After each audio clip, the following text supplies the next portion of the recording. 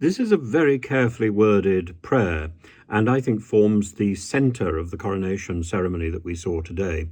It goes back to a radio interview that King Charles gave, where he said he minded about the inclusion of other people's faith and their freedom to worship in this country. And it's always seemed to me that, while at the same time being defender of faith, you can also be protector of faiths.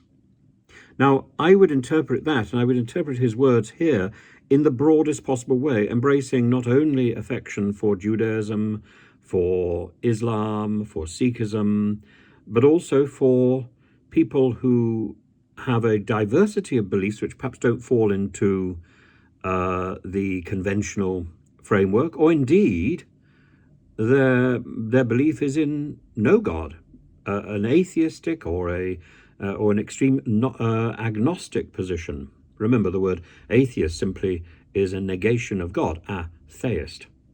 And agnostic is the negative of somebody who knows.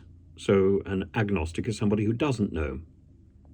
I think what King Charles is saying here is that because the Anglican Communion is such a broad church, it can be used as a springboard for him to respect and to nurture people's quests for a deeper meaning in their life, whether this is in the form of a conventional faith or whether it's in some other form.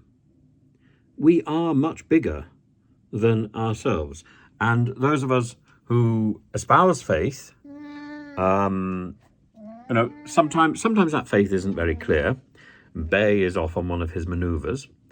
And those of us who don't espouse faith, those of us who perhaps reject faith. I remember Jonathan Miller talking about atheism in such a convincing way. And he said, why am I defined as an atheist? Why am I defined by reference to God? Because I don't believe in God. It's like saying, do I believe in fairies? No, I don't. But I'm not defined by my belief or non-belief in fairies.